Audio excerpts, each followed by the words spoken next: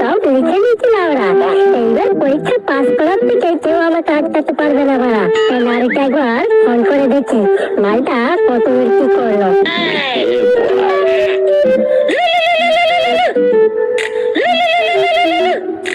হ্যাঁ ভাই বল, কি হয়েছে?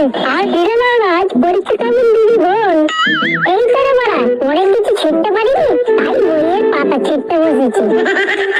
এই দেখ, বড় প্রশ্নের উত্তরগুলো বেশি বেশি করে ছিঁড়ে রাখবি লাউরা।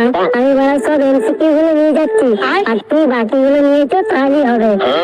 ও তুই চিন্তা করিস না মারা, এবছর আমাদেরকে পাস করানোর থেকে কেউ রুখতে পারবে না।